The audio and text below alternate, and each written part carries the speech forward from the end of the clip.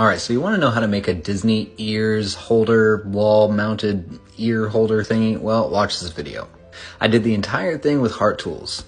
So brushless drill, brad nail gun, mallet, sander, jigsaw, spade bits, miter saw, and whatever type of stain or paint that you're wanting. So thank you guys very much for your input on sanding it down first, using tape and then spray glue, and then using the templates on there so that none of the glue residue is going to be getting on the actual wood itself.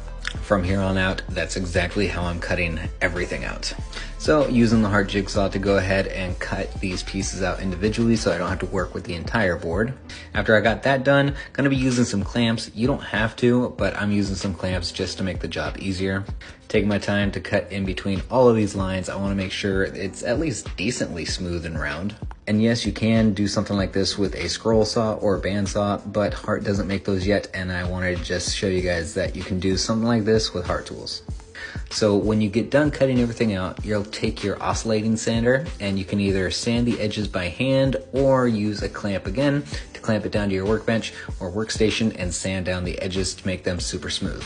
So after you get done sanding, you'll use your spade bit to go ahead and drill the holes for all the dowels. Make sure you have some wood or something underneath what you're drilling through, so that way the back of the wood doesn't get ripped out.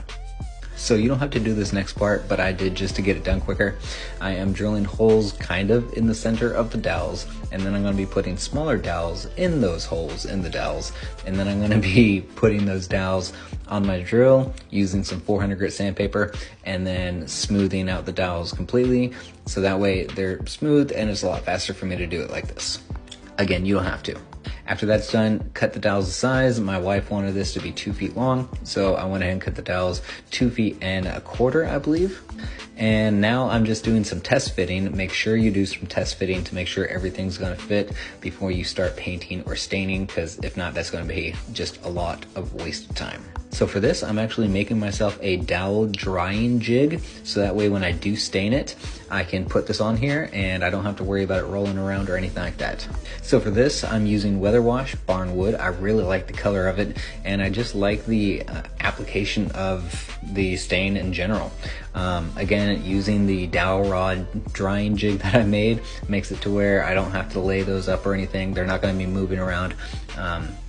And then after everything's all done and dry, using the mallet to pound these in place. So next up, got to make the brackets for what's going to be attached to the wall and the Mickey rack thing. So I'm using just a little bit of dab of Titebond 2 with some brad nails, and then once that's done, drill it and mount it to the wall and you're good to go. Thanks for watching.